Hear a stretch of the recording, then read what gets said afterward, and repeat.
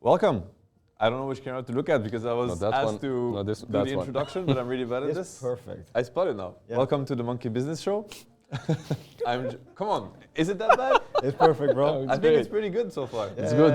We're here in Seattle. I thought of talking about the city. You didn't yesterday, so I noted that. We're here in Seattle with one amazing guest and one guest that's like, he's all right, but so the amazing guest is Lizzard. Really happy to have you on the couch. Thank you very much. I'm also really happy to have the second guest all the way there on the whatever you're sitting. I hope it's really bad. I think he's called Johan or something. Oh, you remembered? Yeah, used to play Dota, but everybody forgot about that. Yeah. Washed. Very washed. Perfect. So 10 You out of like 10. It was amazing. Take it away. My job is done here. Your job is done. You can sit Yeah, down. thank you. Intro, That's yeah. it. You're sitting down. I can sit and relax now. Anyways, welcome. That's what matters. Welcome. Last day. TI finals. You feeling that it's the final day? Did you wake up feeling the electricity? Not as much as when you have something more important to do on that day than just watch. Yeah. But yes, of course, there's hype. Yesterday you said that there was a good vibe at the arena and you were feeling that TI was actually on. I feel it too. Like I feel the tension, and when I see the players, they're giving life and they're getting destroyed. And I saw the last game yesterday. That was like almost a hard watch, right? I think it was the hardest stomp in TI history almost. Yeah. Maybe MTW has the record, I'm not sure. Okay, nice. And the clip as well with Lanham just giving the interview. I didn't see it, you were telling me. You definitely should see it. It's one of the best content pieces in Dota. They're getting wrecked level 1 as he says that. He's literally saying, I'm like the translator is translating, I'm super confident in my team, they're going to do so well in the second game, whatever. Is Lanham watching the monitor? He's not watching, he's looking at the translator, and at the same time, they're just like collapsing on the tier 1, killing them off, 0-4 at a time. Oh my God. My team is the greatest. It's rough, yeah. We worked really hard for this. I believe in them. Yeah, my draft is impeccable. Well, I think it was quite, I don't know how to even take this, it was quite a showing from gaming, and Celery looks very confident, tweets out today, get ready, final day and stuff, He said get ready, as in to the final other day, teams. Get ready. I mean, I don't know, you interpret it how he's you will. He's not getting ready. Yeah. He's get ready. Get ready. It's for you, actually, it was for you. Yeah, sure. I feel targeted. I'm ready. No, but I don't know what's going to happen this final day, as in, can anyone stop Yatoro? Does Gaming Gladiator ride this wave? Is China going to finally do it? I think the storylines are all really cool in a way, and it does feel for good storytelling, good I was worried, good unfolding. I was worried when I saw LGD's body language after they lost. It kind of got me slightly worried. They felt extremely affected by the loss. That's how I felt. I love how the two of you always, whenever the team loses or wins, the most notable thing for you guys is their body language, how they react. You can read a lot into exactly what they're going to tell each other and how they felt and what's going to happen. Yeah. The thing is, you don't know what happens behind closed doors, because this could lead to a disaster, or this could also lead to the conversation that's actually going to win them the tournament. Some mind-changing, game-changing. It could really be both, but they felt really, really down yesterday, and that's one Chinese team. What's so cool for me, at least from yesterday, is the other Chinese team, AR, when they lost, they went out of the booth smiling. Yeah, that was crazy. Yes. Hopefully it's not the mask, the mask meme, where it's a smiling face and then behind is just tears. I learned from his mistakes. He's step 1, lose, step 2, get out the booth. As fast as possible. Don't wait for the before fireworks. Just get out. Get out before the fireworks. No, but they're in the Chinese scene, and if you read what they're saying, the three of them, maybe FY and Chalice, they're not even taking salary from AR. Really? Yeah. So. Oh, really? Yeah. Okay. So basically, they all kind of wrote afterwards that they're just happy to be there, happy to play together, and it's the first TI that they enjoyed playing a lot. Really, no pressure, just there for the Dota. That's good. To be fair, it's respect to still get that far. You have to give them a certain level of respect. Right? Yeah. Yeah, crazy. It's much better than I used to do. They were not even the team 6 months ago, right? Or something. They just made the team throughout the season. Yeah. And then to play against Gaming Gladiators that outdrafts you and wakes up and picks Huskar, for the first time, when you're trapped in a draft, it's I got Huskar, congrats, Chen, and Huskar, 3-trick pony, No, but respect to them. I had a feeling they were going to ride a wave, but I was clearly wrong. They got smacked, but props. Gaming are definitely riding the wave though. Like, what's up with I don't them? know, what's going to happen? Are they trying to speedrun TI? What's going on? Other team must be worried because, like, if you think about it, sure, like now we're stuck in this kind of system of this tournament, and then we're like thinking, oh, gaming is like a lower bracket team. They're not a lower bracket team. They're the team that won everything this year. Yeah. You know, like, and all these teams, like Spirit and LGD, they got stumped by gaming many times this year, many times. So like and of course they also ended up beating them in Riyadh, but like they also got stumped by them. So they know how strong they are, and now they're looking stronger than ever. And usually, I think lower bracket teams, lower bracket runs are always scary to go up against at TI, because like you know that they played the most teams, they played the most games, they came out, they also worked through issues already, and they're like far like past beyond that. You know, they're like way past that. I mean. So it's really difficult to face a team like that. Plus, I don't think they've lost the best of 5. I think there's something, because they lost Riyadh, but then they didn't make it to the grand finals. I think they haven't lost a single best of 5 this year. Like whenever they got in grand finals, they just won. And it was usually this team, right? Like Team Liquid on the screen right now. It was Team Liquid usually that they played the best of 5 against. And I think every series that they play in the lower bracket, they just seem stronger one series after the other. And the strongest showing was like the latest series they played against arguably the toughest opponent. So did their games literally go from 41 minutes, 27, and then I think it went shorter? Dude, it's like 21-minute stomps now, you know? Yes, like they're just playing faster and faster. And did they unlock something? What happened? I think they got some good understanding of their heroes, and they're no longer like, you know, riding some meta wave. They're creating the meta wave themselves, or breaking it, whatever you want to call it, right? They're picking their own things. They're going back to Chen and Ench, which I was just talking to Seb about. There's very few players in the world that actually play Chen and Ench, and there's very few that will play it well, and there's even fewer that will play well in a team, right? Or that can make it work as a team. And they're right now showing that this shit is like the other years. You pick Chen, you can end the game. It doesn't matter the tier 3 buff. It doesn't matter all this stuff. You might have to do more things. Yeah. Like they're picking Chen Weaver. They're picking some other stuff. They had the Ench Huskar, I think, together. Like, yeah. It's not only about the heroes, right? It's about how they play with the Chen and Ench, right? It is about the heroes, but it's so much about how you execute. Yeah. It's the execution that matters more than anything. Otherwise, people would try to copy this. And they are the only ones who are playing Lone Druid, I think, at this level, and playing Chen and Ench at all at this level. I know that Poshka also can play it. And I think maybe he even played Chen once this tournament. I mean, he played a lot of Ench and he got first phase. He played a lot of Ench. Yes. I haven't seen Chen, this will be very contested, very cool to see. Yeah.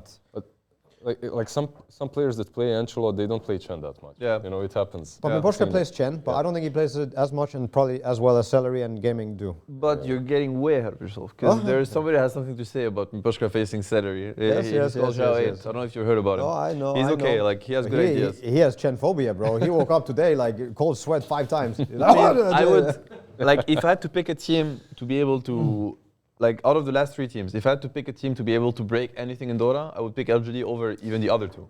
Even the Chen and Ench, like I would agree with you, but I feel like this is almost a nemesis of theirs. Anything but Magnus. Oh yeah. I think they still, somebody needs to sit down and have a conversation about Magnus at LGD's bootcamp. Like, please figure it out. You know. You're sure you don't want to ban it? No, I don't think it. Honestly.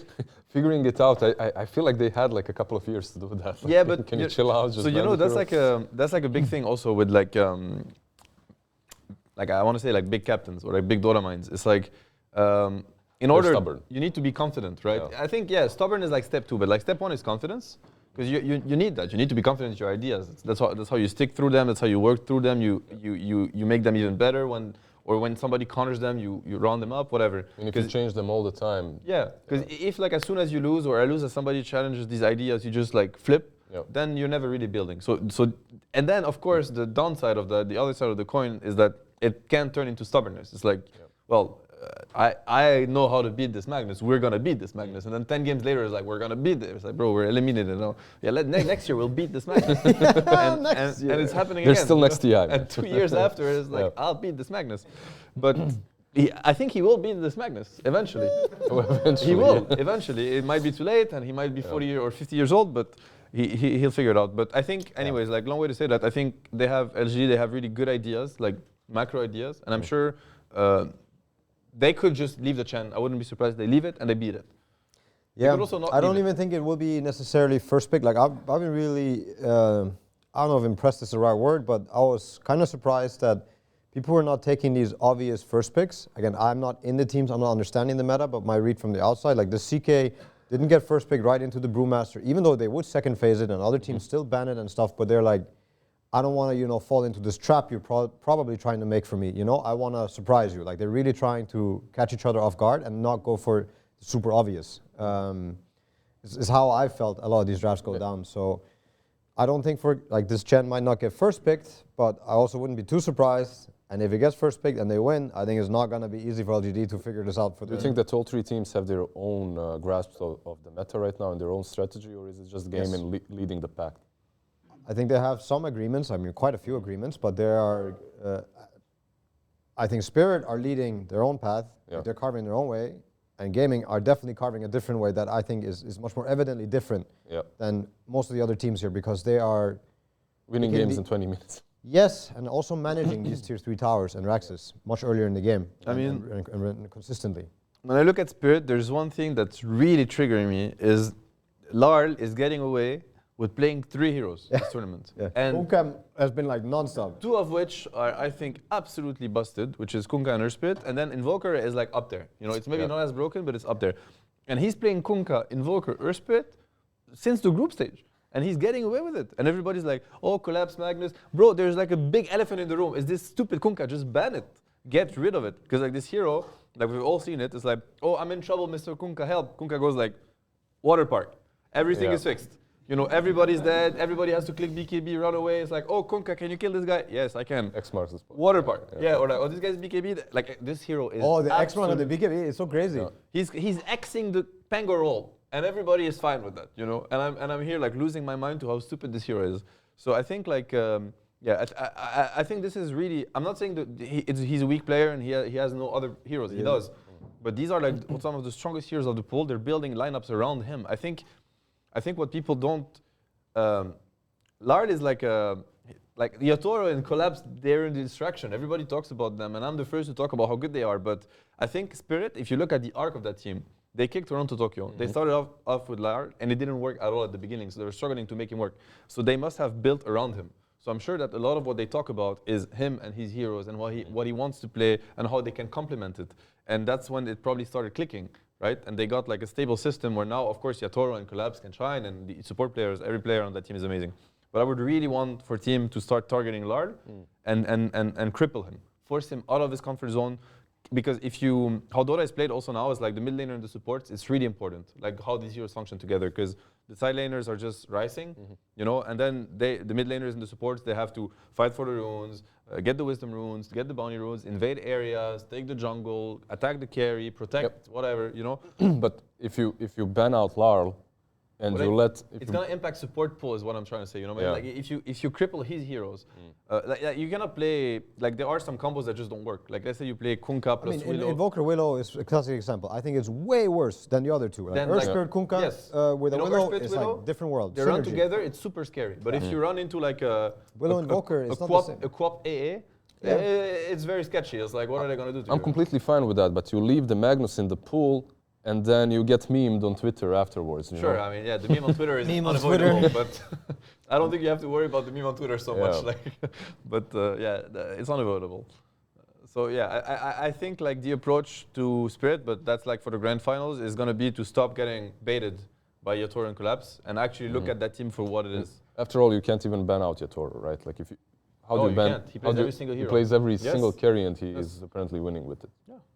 Yeah, I don't think you're banning out Yatoro. I think that doesn't make sense. Like even in the last series they had yesterday, or like the last game of the series, when they first picked the CK, and most likely it's Yatoro hero, but then until the end, you're like, they spent so many bans on Collapse. Be offlane, And then Collapse is obviously playing the CK into a Witch Doctor Spectre lane, which is like CK's dream. Okay, I have one question about that lane. Like usually I expect maybe a Maledicts from a Witch Doctor when he's playing into strength cores. But not one with lifesteal, it doesn't make sense. That's true. Then again, I don't expect no boots vessel rush from a Spectre. Everybody was. What's up?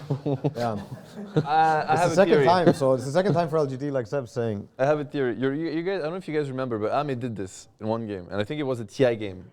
I have to look it up, but it was a TI game where he had a really good game on Spectre, and then he got super excited, and then he bought Vessel. And then you saw on his teammate's face, like, what is going on? Like, is he buying Glimmer next or what? And then... Is this Envy? Oh my god! And then it's like the Spectre could have like Radiance, like rising, farming every camp, and he's like Vessel, like guys, please go fight. I have like a item build problem, and then they lost that game, and he got a lot of flack for it. So my theory is that in that team they talk a lot about Ame, and the Sheer guy, he's a young guy, and they're Ame won, they bought Vessel, and then he's like, oh okay, and then he's like, oh, it's my time to be Ame, you know. And then they went back to it. I mean, it was a gamble. Honestly, you look at CK, you look at Morph, and I think it was Kunkka, which, you know, both, buff, hard, whatever. It's tempting. But oh my god. When I was looking at this Morph, Manta, Linken's, whatever, Silver Edge, and the Spectre is like Vessel on his way to Blade Mail, like, oh, okay, guys. Like, just like he could, at some point, he couldn't even run to the camps, right? Like, he's way too slow. Really rough to watch. Like, and that's why the Grimstroke went Axe. He's like, I'm going to copy Yatoro, you know? Like, I want the new carry for this game.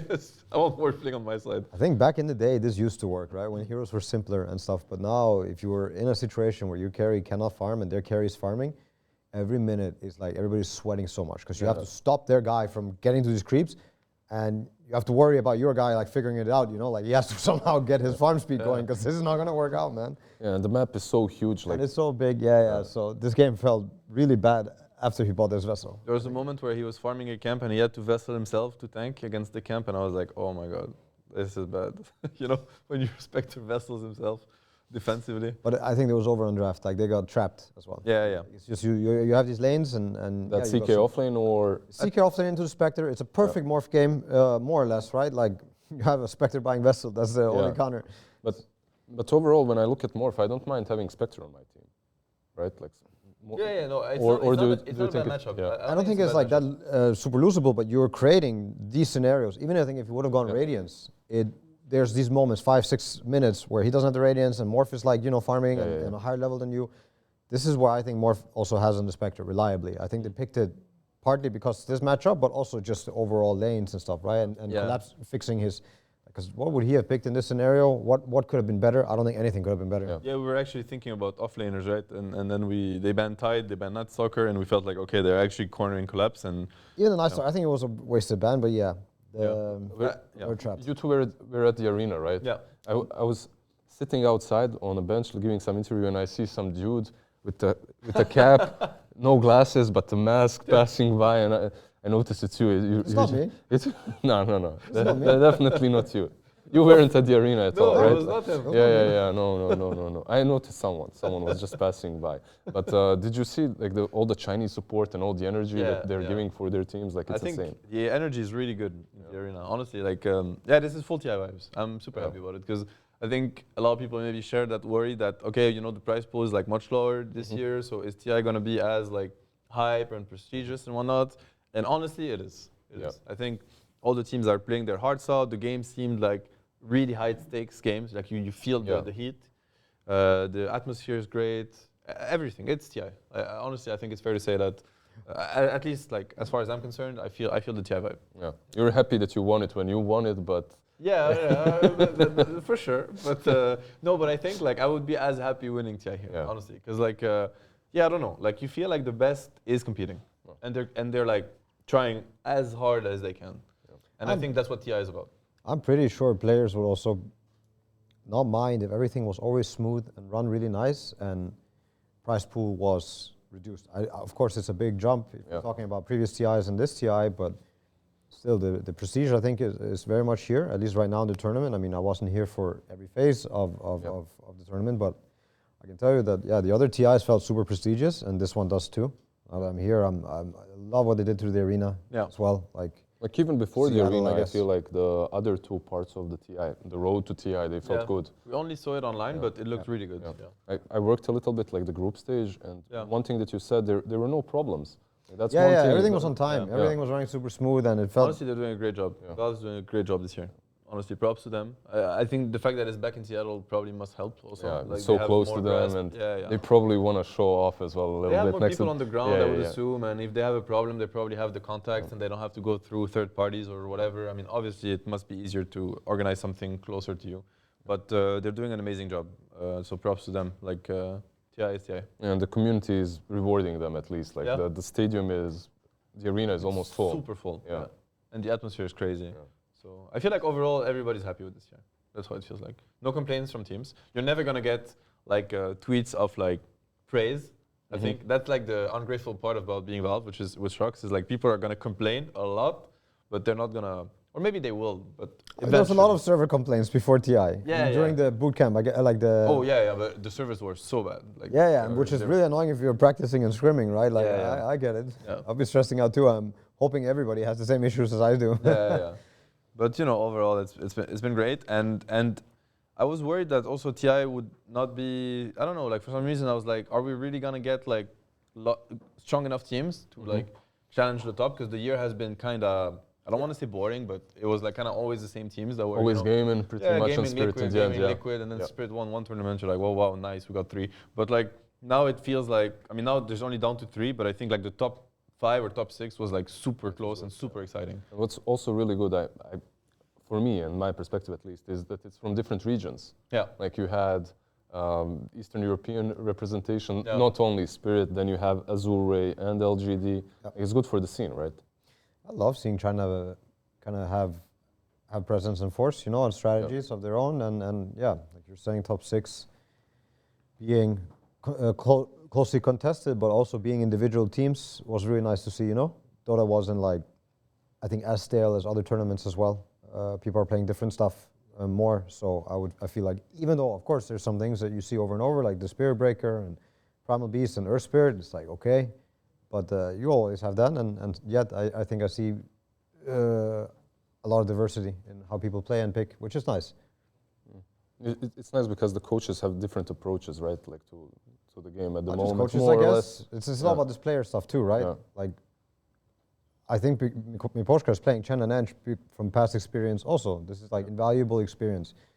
You're not gonna find new position 5 players who jumped into the game a couple years ago have this concept or have grasp of this hero and what it can do and stuff, and like how you can have play the as a micro, team. but maybe not the strategy, right? And same thing with so many other heroes and things, right? Past experience and probably from losing to some other guys. Most of the time it's like this. And So the first series today, like, how do you feel about it? I mean, it depends really on if gaming I think this upper hand draft. I would say like Ace seems to be one of the like also top players of this tournament. He crushes his lane, plays unorthodox heroes. I think he is part of the reason why it's so hard to draft against him as well, because you don't want to draft into like some losing lane, like whatever. But I think he is challenging carries and challenging players and supports also on this lane because of the way that they play together, Tofu and Ace, and the heroes that they play is not the normal shit. The +4 Invoker, the Lone Druid, sometimes there's some Darkseer lane and they end up crushing it somehow. And you mentioned Ace, like on his offlane, right? Like he's playing insanely right now, but what about Tofu? Like you just mentioned him as well. Do you think that he's... Very strong player, very solid, very stable, in my opinion. Like it's all the little things, right? Like his laning is very strong. His rotations are like always at the right time. Like he farms when he needs to. He's at the right place, right time. The warding, like it's all the little things. Like when I switched to 4, he's a player I watched a lot, and it's hard to pinpoint. Obviously, you watch a Dota game; it's not as flashy as the Yotoro morph going into 3 heroes and stuff, or the collapse.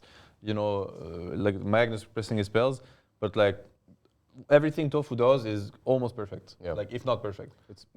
I feel like what's also insane about him is it's not only the spell casting; it's the way he moves on the map. Yeah, right? Like it's so good. Yeah. So he's a big part. Like it's not normal to have their lane either crush or do really fine every game. It's not normal. Like sometimes lanes are supposed to be wrong, like to go to shit when you get counterpicked or when people start. It never happens with them. And I think like the thing about gaming that teams like that haven't played against them like feel, but obviously now I think these teams know each other really well. But like against gaming, you do have to take something into account is how they play. It's very scripted, but it's almost impossible to beat because like it's the best way to play the patch. It's like they have this 3-hero system that they do. So they heavily focus on lanes. That side lane is going well, and Quinn, his lane only starts when the supports start rotating. That's why they don't mind picking his hero early. Like they can pick Pango. Like they need a hero obviously that's strong, and they put a lot of value in having a hero. They think a lot about the 3v3. And what I mean by the 3v3 is the mid player plus the 2 supports, and that starts usually at minute 6 when the side lanes are the side lanes are like secured. And the thing is, like when Tofu and Celery are gonna rotate to Quinn, they bring so much pressure around the mid lane, and if they win the mid lane fight and they get the rune and they deward, then they can start going, two sides. Either they go to Duracho or they go to Ace. So now they start like, so what I mean is like you play versus them and you play support versus them. It's like if you don't also address what's happening mid, you're getting crushed. Your mid is starving. He's either dying or he has no mana, no HP, and then they start invading your areas. They start killing your carry. And you're like, you're asking your mid player, bro, can you help? And he's like, bro, like I'm still level 5. He got the rune. I cannot help you. So and then they have these side laners, that benefit from the fact that enemy supports have to rotate. Yeah. They have this lone druid that's looking at a carry and bullying him 1v1. Or they have this Wraith King that is just clicking skeletons and now he's farming everything. And and the carry is like, guys, can we stop this Wraith King? He's gonna have Radiance minute 12. And we're like, no, we can't, because they're bringing so much pressure around Quinn and around mid.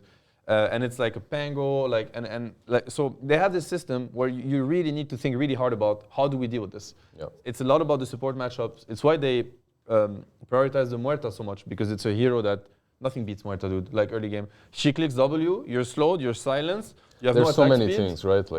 And they play Tom 4 so well, Tofu owns with it. But what changed from group stages to right now? Because in the group stages, they weren't looking so hot. Did they just figure out the game, or? Hard to say. Yeah. I think people stepped up a lot. I think Ace also stepped up even more, even though I don't think he had a shaky group stage performance. I think maybe Duracho and, I don't want to say Celery, but when one thing goes wrong, it reflects bad on each other, So I think their safe lane wasn't clicking as hard as they made it click now, because now they're owning. Like Duracho, Celery, they're crushing their lanes. They're getting this Weaver off to a hot start. I think a lot of what Seb talks about is the very typical, happens every time when you have two really good teams. The early game starts deciding more and more, because as soon as one team falls behind and you're both really freaking good, what they do with the space that they've been given just keeps their league going, unless you somehow manage to break that, but sometimes it can be really hard. Early game, you get the first level 6 on support, or you win the first engagement around mid, you get the wards out first, you're going to deward them, then you're going to fall for something, and so on and so on. You can be the first one to collapse a minute before they can, which screws up everything, right? So I think they're the masters, the way I see it, they have perfected these first 5 minutes the most in Europe. I think the CIS teams are the ones that can contest them the most. I think Liquid, only on a good day, they'll, for example, do it, right? But these other guys, they're so freaking good at the first 5, 6, 7, 8 minutes. Yep. And you see these ripple effects, these snowball effects that happen from very small things. Leads into more. Speaking of Duracho and his others, Eastern European friends, have you guys seen any of the drama, any of the old chatting? No. Between who and who? I saw all this old chatting between, so one thing was the high fives and then the question mark came. Yeah, there was a question mark as well. Right there. Azure, no? No, was it? It was Azure. I think it's Azure Batboom, Yes, but then the question mark continued in the Spirit series, right? Because Azure in the LAN, whichever LAN, they forced Batboom to play without Bali. Pure. It was Bali, yeah. And then Toronto tweeted something like, I used to respect you or something before you did that. Yeah. And then they played a game, and Batboom still won. And Azure wrote GG in all chat, and Pure, I think they must have played, they played after, and when Pure stood in, came back in, and Batboom won, and Azure called GG, classic GG at the end of the game, and Pure question marked them. And this is why it all started. So that was an answer to Batboom. How long ago was this? I don't know. Was it Bali, you said? Yeah, it was Bali. So major. I don't know, maybe 2 months, 3 months ago. Yeah. 2 months they've been sitting there waiting, and then yesterday they were like, question mark. It was a really big thing though, because I believe one of the teams had to go through open qualifiers, or they almost lost the points for TI, so removing him from it was a pretty big deal. I remember it. And there was also, I think, Tianmin or someone from the Chinese region, he wrote after they won, he wrote in old chat good game young one, or good game little one, you said you're not so good, young brother. It meant it's not not so good. Little bro, yeah. Oh, that would piss me off so bad if somebody called me little bro. That's way worse than a question mark or something. Little bro. A little bit of disrespect there, right? Yeah, a lot. I'm big bro. No, man. A lot of disrespect. This was the most stumpy game perhaps of all TI history, except MTW when Seb was playing. Very funny. I'm gonna laugh a bit. You guys don't mind? But yeah, the last series. I don't know if you guys were awake for that. I was falling in and out of sleep, but it was. Pull that up again. What happened? Bring it back. Nice. Yeah. because we had the lone druid picked again for Ace. I mean, all the lanes got crushed, right? And I think these are like, now their signatures. Is like, the way I see it, is Duracho been playing more and more Weaver. Now I think it's the hero that they will first phase and they'll pick for him. They really want on him. Ace has played a lot of lone druid also in the playoffs. And I think this was one of the only games where Quinn got his hero this late. And it was super valuable. Like, there's nothing they can do to fix the mid situation except put the TA there so she can jungle. But then you're putting a Kunkka Brewmaster side lane against a Weaver and a lone druid. It doesn't sound good. Yeah. I feel like this Weaver got discovered, right? Like a bit later in the patch, but feels like one of the stronger carries, right? Yeah, those 4 days between the those first, 4 days, exactly. Yeah. From pubs and scrims, like this Weaver jumped up in value. But honestly, like you know what I was saying about, so it's this concept of pressure. It's like this is how lane goes in Dota. Because like, how does Dota work? Is like you have laning phase, and then you have rotations from supports, and rotations are gonna leave. Like, so you outnumber on a lane, and then you're outnumbered on another lane, or you're gonna leave your cores by themselves in 1v1 situations after you give them like a head start. And this is what I mean about pressure. Is like, you know, what happens when this Weaver stays alone versus the Brewmaster? Who's getting the farm? Who's getting the denies? Who's getting the camps? And in that case, it's Weaver. It's not Brewmaster. Same with the lone druid versus a TA. You know, who's bullying who? The lone druid bullies the TA. So, and it's the same in the other game. Who's bullying who? Is it Underlord bullying Naga or the other way around? Obviously, it's Underlord bullying Naga. So are they focusing more on just securing lanes really well? Is that what the heroes are doing? Or like gaming, to me, like what they play for is from minute 6 to minute, I don't know. It depends of the game, but it starts at minute 6 and maybe it ends at minute 15 or 16. Or even 20, depending. I mean, now I think this is like, so they discover themselves more and more too, where they're like, okay, so we have a lone druid. What happens when when Ace is playing lone druid for Celery? When he plays Enter Chen, like this shit starts coming together real big, you know? Like one is they're owning the 6 to 12 minutes or like 6 to 10 minutes, which secures the next, makes it a lot easier. And then it gives these timings where you actually are able to take tier 2s and tier 3s before minute 20. Yeah, and it's like reliable. It's matchups and it's items that they buy, you know? Like, so for instance, just think about you're playing support and there's this Weaver staying versus Brew. Weaver has ulti, Brew cannot kill Weaver, Weaver can kill Brew. So this is a lane you're gonna feel like gaming, they have plays if they want to, and the other team has nothing to do on that lane. It's the same, you have a diffuse 100 because that's the build now, versus like some poor TA that what is she gonna buy with the gold? She's gonna be on her way to Dragonlance, but she doesn't want to stay versus the diffusal. So if you're Xiaobao or Zhao 8, what do you do right now? Do you focus on the early game? Do you focus on getting past that and you have to, maybe going late? You don't have to like play their game entirely, but you have to respect it and you have to address it. You can't just be like, oh, we're playing like a game versus like whoever, like oh, we're just gonna do this and that. You have to understand what's coming. Like at minute 6, both supports are gonna be mid and they're gonna stay there until minute 14. Like they're gonna go for every rune. They're gonna bully your mid laner. They're gonna invade your space. You know, you have to, and I'm not saying you have to fight it. Maybe you need to have. But you need to find the killing potential on side lanes, and as soon as they go mid, Ace dies, Duracho dies every time on cooldown, stuff like that. You know, whatever. I think they have to. I mean, one thing is that they have 3 new players this TI, like 3 first-time TI. Yeah, it's 3. Shiro, New, and Planet. Yes, and which is crazy. After seeing, you know, their rough loss yesterday, my approach, if I was the coach for that team, or if I was in that position, I would first try to. I mean, one thing I think you have to address is their early game. You probably want to look at that together as a team so you can get some ideas perhaps. But 2 is, I think it's really important for them to look at what type of strats and what type of things are working out for them, and then trying to find that balance, like that match between what you're playing, what you know, what's really good, against what they are about, you know, and their timings. Because if you start thinking about, you know, this Exodus and 50-minute timings, I don't know, you're wasting your time. This is not what we can be talking about right now. They have to really address this early game because they're winning every game on it. I think, we can maybe see Ench and Chen in the later stages of the game and how this shit's going to fall off versus a lot of different types of heroes. But we're not getting there if we don't deal with this minute 6 to 10 and so on. So I think I don't think it's a good matchup for LGD. Like the way I look at it and the way I feel, because they don't have the experience, I don't think they can just sit down and come up with something new together. I don't think that's going to work out. Like, because a lot of the time they need some experience and they need some rhythm, habit, and discipline built to execute a lot of strategies and even just simple heroes or simple concepts on lanes. If Seb goes to him and be like, yo, you play LC4 because that shit's gonna rock the Ench's world. This guy's like, yeah, okay, but he never played it before. yeah. He's not gonna feel comfortable, right? It's not gonna work. But so they need to find out what actually they play and what works for them. Yeah, they did play together a bit. Like I think that Shiro and Planet, they played together before as well. New is the only one like that just came into the team without having played with any of them before. But still, I think even for the still best rough, teams, right? Yeah. I think this is a really challenging thing. Like very few players in the world, I think, can do it. Like Seb or people from TI, pure TI winners or top TIs. There are few teams who are able to look at a team, look at their strategy, and even come up with something new on the spot and execute it. Yeah.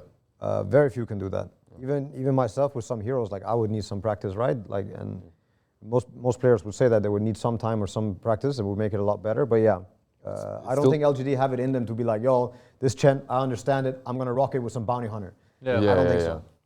That's what it's gonna take, though. Yeah, well, Bandit Chen, like this is like I think you have your your work cut out for you because there's a different way to maybe win this series if you somehow figure out how to trap them in the draft or like push them into something that puts you in a great position, you know? Yeah.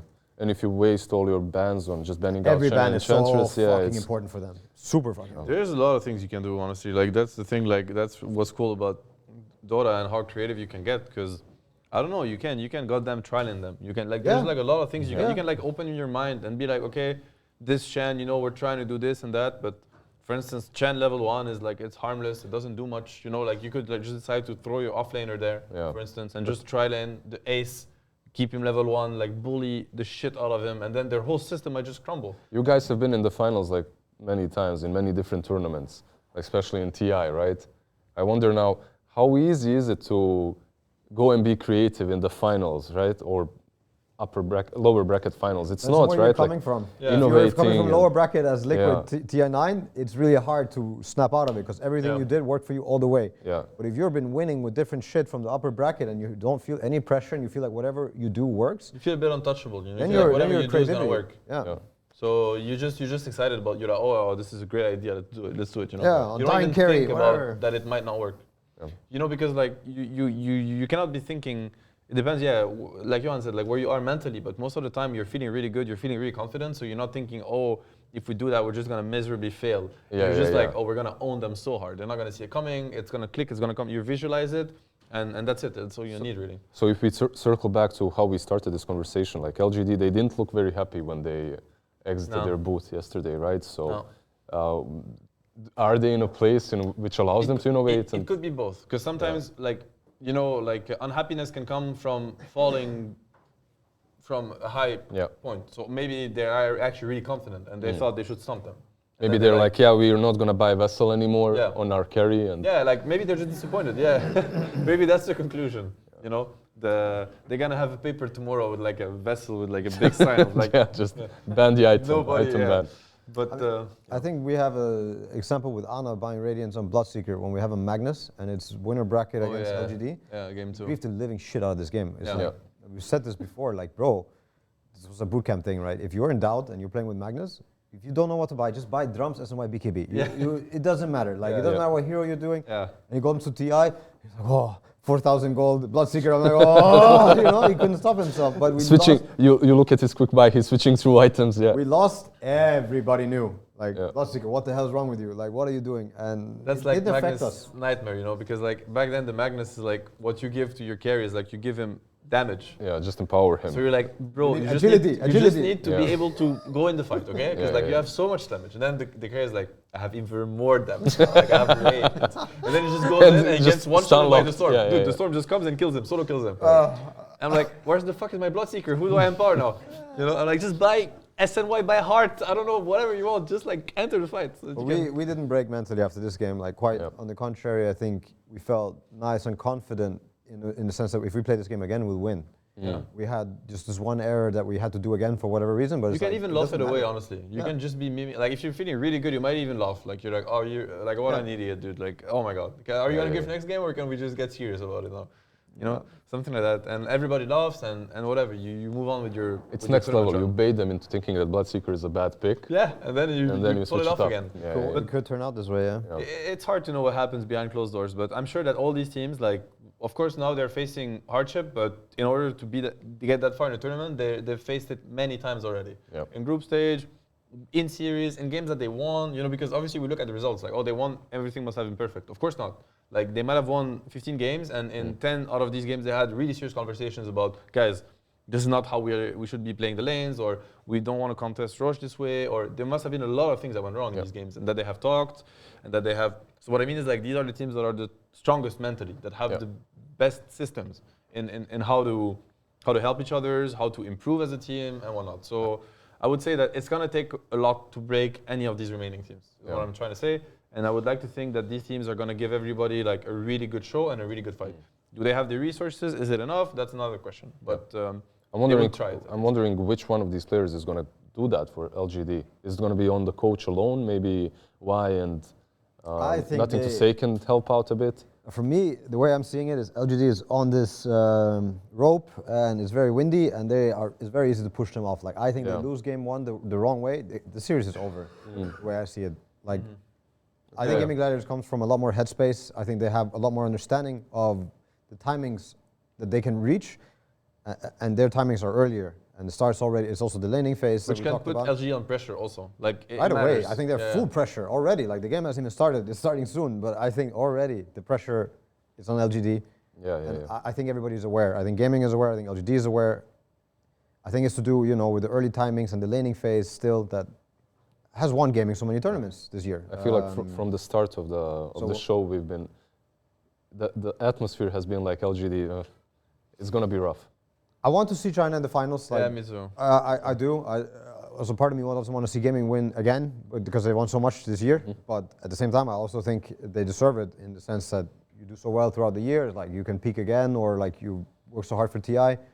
I can see all these three teams deserving in their own regard. So for me, it's a little bit hard to cheer. I would like to see China, like East versus West again in the finals. But yeah, with that said, I think gaming are the favorites, the way I see it. There's a lot of good storylines, right? Like gaming winning all the majors, going, can they break the curse of winning the full year and then... And also Spirit, like, versus gaming, I just think would be an epic. Or Spirit LGD game as well, like a rematch from 2 years ago. All the games will be epic. It's going to be very nice. Is there anything else to talk about when we I mean, Liquid got knocked out. I don't think there's maybe one thing that's not related that much to games. Like, usually at TI, some things are revealed, right, by Valve. Yeah, we haven't got anything. We haven't gotten anything yet. Well, like, what's happening? Probably in between. If I had to guess, it would probably be in between the... Guys, where's TrueSight? Nobody cares. I'm the only one. I'm just walking around asking people, do you know anything about TrueSight? Like, and everybody's I've seen him. He's walking. He's like pulling people. It's a documentary about the grand finals. Remember? Hello, it's really nice. Where is it? Nobody cares. Nobody cares. Not a single Reddit thread, nothing. They did record it though, right? Yeah, like I'm last sure year. they did. Yeah, I'm sure they did. Like, I don't know. Nobody cares. Maybe they lost the footage, you know. No, but the hard drive got... Finals too boring, too easy. Maybe not worth. I don't know. Where is TrueSight? I mean, there's like a waiting room. It's only me right now, but feel free to join. Like, I'm in that room and I'm just waiting. Where is TrueSight? Yeah. I think it's a subreddit by this point. Maybe it's gonna come, but anyways. So I think that would be cool. What else do you want them to announce? Maybe you have something in mind? I wanted to mention Liquid losing. Okay, yeah. Yeah, because it was a bit sad. I don't know, did they make any announcement about players or anything? I mean, Zai announced that he's taking a break. I mean, he didn't officially announce it. I didn't see it. I mean, it really sounded like it. I mean, I think he just said it, no, that he's taking a break. I think it was kind of known before I heard TI the rumor, as well. but Yeah. And then during the post interview, he did say to Tsunami, I think he was interviewing him, and he said to Tsunami, like, yeah, I'm gonna take it slow, take a little break. Yeah. He didn't say anything decisively, like, this is it. But it definitely feels like he's taking a break. Like, how long? Is it some high school break again for a year or two? Yeah, he even hinted that he doesn't really know what it means for him. But I think he said that in the past, and then he came back. So, but you don't know. But I think he seemed really disappointed with himself, because he mentioned several times how he had a really bad game, and I don't know if he was like, it was hard to tell if he was like kind of trolling or if he actually meant it. But he seemed a little bit sad. So maybe he actually just felt like sad boys, LMAO, XD, who cares? Great stuff, thank you. Great stuff. It's not the first time that he has like retired for a little bit, right? Yeah, and exactly. Seeing that interview, I have a feeling like he might come back. Yeah, probably. Like, as a comeback expert, he's coming back. Yeah. I recognize the body language. He's back soon. Guys. Don't worry about it. Relax. He's just taking a 1 week holiday. All good. Are we seeing you next season as well, by the way? I don't know, man. Can we talk about something else? Yeah, no, I mean, sorry for them getting knocked out. Like, I was kind of hoping, my heart was with them. Like, they were the team I was cheering for after Topias got knocked out. Yep. But, yeah, man, it's not easy, especially... Gaming again. Yeah. Oh my God. The whole year. Again. The whole year. You're gonna have losing. nightmares about that gaming team. Like, it's gonna be ace in your dreams. Like, we're looking at you. Like, I have radiance. Yeah. It's minute 7. Wake up. You know. Oh my God, I must be so mad. Is there some team that you really wish you would have beat back in the day that you know you'll probably never have the chance to beat because people no longer play and stuff? Yeah, I would have wanted to get back at Spirit with Toronto Tokyo, of course. Yeah. This easy game is still there. I'm like, was it that easy? Now I'm looking at him getting knocked out at TI. I'm like, this TI is not so easy, is it? Oh, bro, every time Seb is going to play against him, the finger's going to be hovering over the question mark. He's like, oh. I never got to get back at him. So, you know. GG's. No, I would have wanted to get back at him with you guys, you know? Yeah. Because we had series with the young boys against Bedboom, and some series went well, some didn't, but I'm like, it's just like another time. It doesn't work. Any team for you? Any team for me, what? Yeah. That you would have wanted to beat, that you didn't get the chance to. Yeah, definitely. I wanted to beat the old Navi with Poppy and Kuro on it. Oh, yeah. Oh, because I lost so much to them. When I came into Dota, I lost so much to them. Like We all did, dude. Bro, We were all their punching balls. it's this, like, when you're 5 years old and you're playing against your dad and some stuff. Yes. Yeah, I would meet Kuro, like, so they beat me with Ench or Chen a million times. Then I pick Ench and Chen. I meet them in the woods with some tree envisaged. They're dual smoking on me to block my camps and kill me. You know, it's like, it's always 1 step, 2 step, 3 step. They already know the whole book, you know? They're just toying with me. Do you want to know something really shameful? Like, against us, like when I was like in French teams and we would play them, they had a strat specifically against us. They called it the rocket strat. Oh my God, that strat was, so they had It's already funny. They had Tinker, they had Clockwork, they had Gyro, homing missile, and then what was it? Like, then they had like Sniper, like, and Bounty Hunter, and Puppy was playing Bounty. And then the concept was they would place wards behind our towers, they would just track us, and they would just kill us without us seeing them with rockets. That's how humiliating. Wait, was that Denial?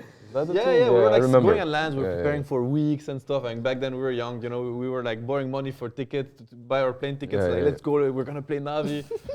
Rocket strats, and they're just toying with us, like we can't even see them, we're just dying right, left, and center, and we're trying to play. It's like, okay guys, let's go. Yeah, there were no smokes back then, but let's go, we're gonna fight, and it's like, oh, where is he? Where is he? My Oh, God. they're getting rocket again. We were getting so humiliated by these guys, it was really rough, man. But Navi back then was like, Do you think that game has changed a lot in that aspect? Like, there are no teams that are that much above you anymore, right? nah, Like, everyone at TI here There was is, and competitive, back in the day, you could carry games 1v5. Like, literally, Yeah. if you had a good Naga, that shit would get you just through wins the alone. whole series. Some good Meepo, good Naga, No. No, there's That not stopped like 2000, I think 19, it started getting really hard. Yeah. And then it just kept getting Like, I even feel more intense after this. It was right before COVID or during COVID that every single team got their coach, right? Like every single team felt like they had coaches and everyone was analyzing everyone. And there was this whole online period where a lot of people, I think, Maybe got that changed confidence and also like lost confidence. Like we lost confidence, other people gained confidence, and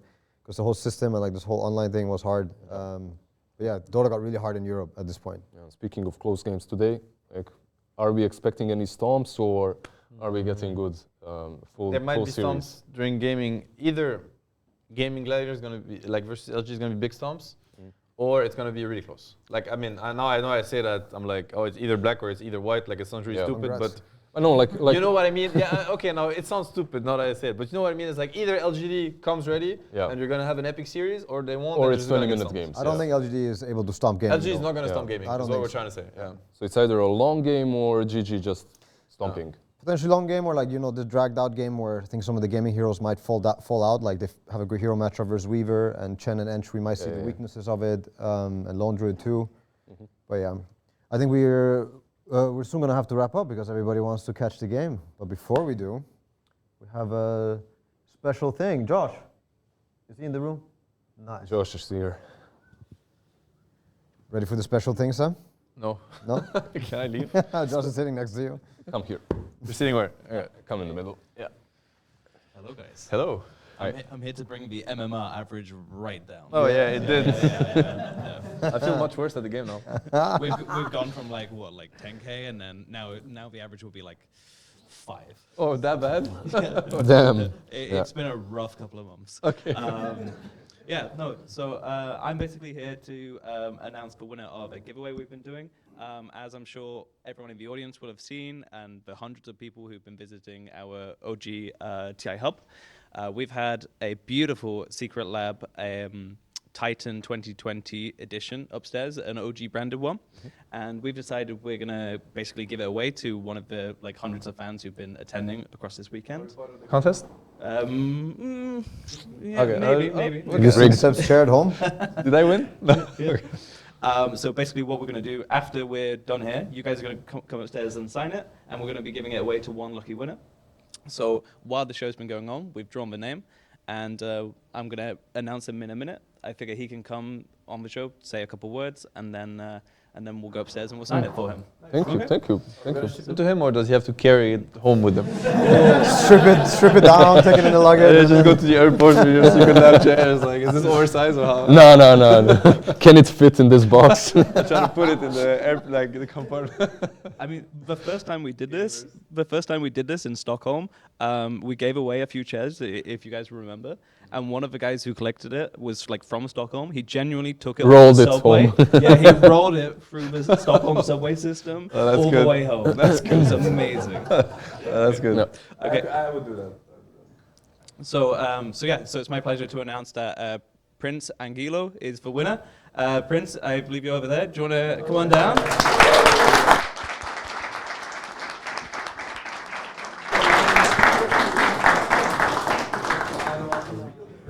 The real Prince. Yes. Hi, Prince. Hi, big fan. Wait, there's some deference to the Prince. Hi, Prince. Congrats. I got your email. Yeah. I'm giving you the chair now. Got a Prince on the By couch. the way, what the hell? Did I not get the memo? Are you all guys wearing the new era merch? Yeah. We Hey, coordinate. I you live in see, the I past, dude. You live in I the see. past. I like this one. Oh, but this one's good. I like it. the new era is already available, Yeah, right? yeah, Like you yeah, can it buy is. it online. This one's really good. Yeah. Yeah, I just got mine upstairs. I was like, they let me know, so I was like, oh, Yeah. I gotta change into it. It's a nice one. Yeah, I like yeah, it. it is nice. So I was like, oh yeah, it's got the phrase, the lose, win, slay together. Yeah, who the hell said that? That's such a cringe quote, man. Yeah, it Because sounds you said super slay it a few cringe. times or something, right? Like, That's such a cringe quote, yeah, actually. I don't know. So how about your chair? Do you have anything at home that's worth looking at or sitting in? What? What Like do the you mean? one that you have A bit closer currently, to the, yeah. the chair that you have at home that you're gaming on. How long have I had it? Yeah, and what is it? Like, good? is it a good chair or is it pretty bad? It's Low it's a level? good chair. It's Okay, nice. well, it's not gonna be like the ones I think. Great. Yeah, it is. Nice, yeah, okay. yeah. Okay, cool. It's like a typical office chair, sort okay. of thing. Okay, what's the pose you're playing in? The post. Like, You're doing the Johan pose? Yeah. are you that? No, I actually lean back. Oh, because it okay. actually leans really far back. So Yeah. I'm just like that the whole time. I lean further back than this couch. Oh, actually. damn. I'm just like How that. long are your arms? I mean, now? It's like, what role do you play? Yeah, definitely. He's like, can you pull the cam? Yeah, I can Yeah, I'm on it, bro. I can try to. Wait, I missed it again. Wait a minute. Unfortunate. Yeah, What? four. What? four. You, Yeah. can we check the room? Yeah, I'm on my way. Yeah, that's. I'm just gonna nap and then I'll be there. Like I played every role. Okay. Since, but like the one I would play the most is four. Yeah. Cool. Yeah, Do you look that's up the to one. any players in this tournament? Like, has any 4 players like impressed you, or out of the 4s? Out of the fours, I mean, Are you more of a Planet, Tofu, or Mira fan? I was actually looking to get my tiny shirt signed by Jerax if he was here. Oh, yeah. Yeah, that's a good 4. Yeah, Not a it's bad very pick. good. Now I wanted him to sign it, Tiny Airlines. Okay, That's yeah, that's why I good. wanted him to Yeah. sign it, but I don't believe he's here. Right? He's not right Oh, now. he's not here today. I think. Probably at the venue if you're He's lucky. at the venue now. Yeah. Mm, If you manage to hunt him down over there, yeah. I'll look for him. Yeah, and how are you gonna bring the chair back home? I have to. You have a figure strong something shoulder? out. Yeah. I have to figure something out. 'Cause Okay. I got a connecting flight, Oh, So I live in Los Angeles. Okay, cool. But I can figure it out. I'm sure. nice. Yeah. We'll figure it out. We'll toss it that way, Find yes. Yeah. But good news is the chair also leans back. Yeah, Yeah. great. You're That's not, good to you're not hear. losing your quality. Oh, yeah. That's good to hear. Yeah. Yeah, I mean, it's great. I saw it upstairs, I think. I don't know if it's that one, but I saw one that looks like presumably the one. By the two of you, Not or yet. We're going up after. okay, yeah. I see. Have you been here during the whole show yesterday or just today? Just today. Just I haven't today? been able to get the chance to show up, but I'm here today. Yeah. And so that's all I can really say about that.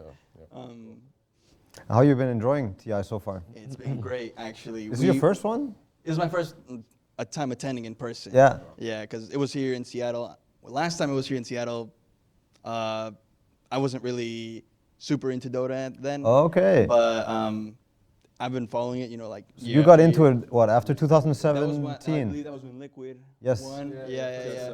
2017, yeah. That was when Liquid won, and I kind of, ever since then, I was kind of Oh, watching, nice. keeping up. What got you into it? Like, What got me? Well, I had a lot of friends who played it, and so we would kind of mess around, play our own heroes and our own builds, wacky builds. So we never really followed too much with getting better and stuff. We just played the game to have some fun. Exactly. Like Everyone. He messes around. He's a fan of Tiny Airlines. Oh, He's leaned no, back. he's leaning back. I see exactly the gameplay, dude. I see the gameplay. Oh my god. Yeah. Stay away from me in the pub. Yeah, I mean, but it was fun. I had a lot of fun with it, and so I was watching when you guys won the back-to-back. I obviously not there in person. I was watching at home, but just hope you see you guys back in it again. Thanks, man. Maybe he can drag me in there. Yeah, but a big applause, man. Yeah. Thanks for coming. Thank you for having me. And I think the game's probably already started, so we want Probably. to get this chair figured out, We'll get it and sorted out. want to get some Dota in my system. Yeah, it Sounds good. Let's do Dota that. in my veins. Yeah, thanks everybody you. again for today, for showing up and coming in. Enjoy the last day of TI. Yeah.